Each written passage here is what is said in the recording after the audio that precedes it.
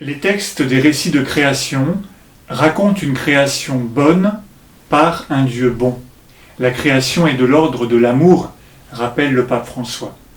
Mais il ne faut pas non plus cacher les difficultés de ces textes, particulièrement aujourd'hui, dans le contexte d'un appel à la conversion écologique. Toutes ces difficultés tournent autour d'un mot, le mot « dominer ». Après avoir créé l'homme et la femme, Dieu les bénit et leur dit « Soyez féconds, multipliez-vous, remplissez la terre et soumettez-la. Soyez les maîtres des poissons de la mer, des oiseaux du ciel et de tous les animaux qui vont et viennent sur la terre. » En 1967, l'historien américain Lynn White a publié un article qui dénonce l'anthropocentrisme tyrannique du christianisme. L'humain est créé au sommet de la création. Dieu lui-même devient homme. Tous ces éléments conduisent, selon lui, la religion chrétienne à être une religion de la prédation. La critique est virulente et elle touche au cœur, parce que la question derrière est fondamentale. Le christianisme peut-il être écologique, alors qu'il semble prôner une domination despotique de l'homme sur la nature? L'insistance sur la domination correspond à une certaine interprétation du livre de la Genèse, mais c'est loin d'être la seule. Au Moyen-Âge, par exemple, on lisait ces versets dans la perspective de la domination de ces passions, de ces émotions, qui étaient associées à l'animalité. Cette domination était alors synonyme de libération intérieure. Cette insistance sur la domination s'est imposée en réalité avec l'avènement de la pensée moderne.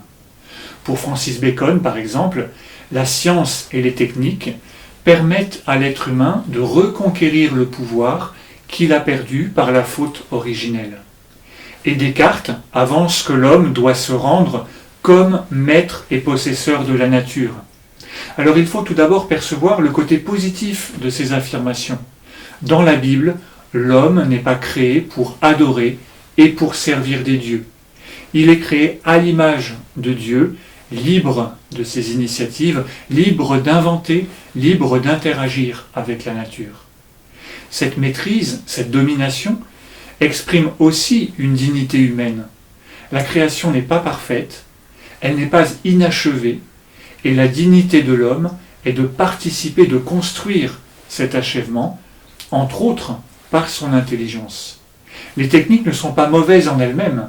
Le danger vient quand elles deviennent hégémoniques et font oublier à l'homme son origine. C'est toujours le mécanisme de l'idolâtrie. L'homme devient esclave de l'objet qu'il fabrique. Souviens-toi du paradigme technocratique. Mais dans cette perspective, la nature est aussi conçue comme une pure matière à maîtriser, à dominer, à modeler. C'est à cette époque qu'apparaît l'image de Dieu comme le grand horloger, le grand ordonnateur du monde. Ce n'est plus le Dieu biblique qui fait alliance, qui tisse un lien avec ses créatures. C'est un Dieu qui organise, qui gère de façon mécanique, selon des lois mathématiques immuables. La création de l'humain à l'image de Dieu n'exprime alors plus sa capacité d'entrer en relation. Dans cette perspective de ce Dieu des philosophes des Lumières, être créé à l'image de Dieu signifie avant tout que l'être humain doit devenir maître de ses ressources. Et alors, on réinterprète la Bible pour consolider cette vision. Quand nous lisons des textes bibliques, nous devons toujours revenir à deux mouvements. Tout d'abord, commençons par replacer ces textes dans leur contexte, c'est-à-dire à l'époque de leur écriture, vers le 5e siècle avant Jésus-Christ.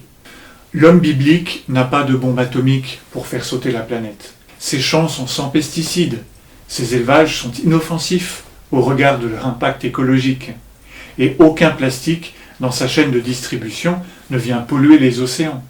Ces déplacements n'émettent que très peu de carbone. Quand l'auteur biblique écrit que l'homme doit dominer, il n'imagine en aucun cas, à aucun moment, que cette domination pourrait détruire la planète. Nous avons basculé dans un autre monde qu'on désigne par le terme anthropocène, c'est-à-dire que l'activité humaine a maintenant une influence déterminante sur le cycle de la nature. Écoutons ensuite la logique interne du texte. Le récit lui-même apporte d'autres colorations au verbe dominer. L'être humain est créé à partir de la glaise du sol. Cela signifie qu'il n'est pas au-dessus de la nature, mais qu'il a beaucoup en commun avec les animaux, avec les plantes. L'être humain est invité à être un jardinier, à prendre soin. Dans le même livre de la Genèse, pensons aussi à Noé, par exemple, qui sauve les animaux du déluge. L'homme et la femme sont créés égaux, tous les deux, à l'image de Dieu. Et ce n'est qu'après avoir tous les deux succombé au serpent, à la tentation, qu'apparaît une autre loi, la loi du plus fort, la loi de la domination. La Bible n'affirme pas la soumission de la femme à son mari, de la nature à l'homme. Elle appelle à une conversion de nos relations dans une logique de don de soi et de service. Non, la religion chrétienne ne prône pas un rapport despotique de l'homme sur la nature. Et les exemples sont nombreux dans l'histoire qui le montrent. François d'Assise, Séraphin de Saroge, Hildegarde de Bingen. Sais-tu par exemple que ce sont des pasteurs qui ont fondé les premières ligues de protection des oiseaux? L'encyclique Laudato Si est un texte majeur pour aujourd'hui, mais il plonge aussi ses racines dans une riche tradition de pionniers. Nous avons des ressources dans la tradition chrétienne pour avancer sur le chemin de la conversion écologique et toujours, insiste le pape François, en dialogue avec d'autres. Mais il ne s'agit pas seulement de mieux discerner la richesse et la sagesse de notre propre tradition. La situation nous demande un travail de discernement courageux.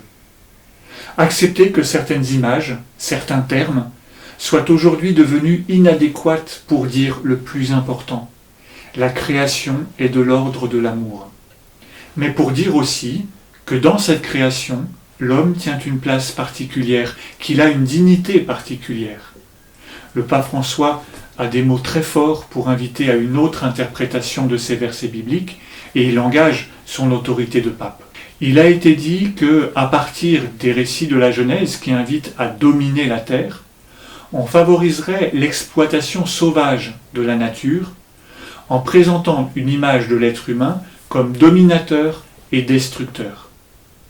Ce n'est pas une interprétation correcte de la Bible, comme la comprend l'Église. S'il est vrai que parfois, nous, les chrétiens, avons mal interprété les Écritures, nous devons rejeter aujourd'hui avec force que, du fait d'avoir été créés à l'image de Dieu et de la mission de dominer la terre, découle pour nous une domination absolue sur les créatures. Bref, quand la Bible appelle l'être humain à dominer la terre, elle ne lui donne pas un chèque en blanc pour faire ce qu'il veut, pour la polluer, pour l'exploiter. La Bible invite l'humanité à participer à la vie de la création et à servir sa fécondité. Le pape poursuit en avançant un autre modèle, cultiver le jardin. Mais là, je te donne rendez-vous dans un prochain numéro du Monde d'après.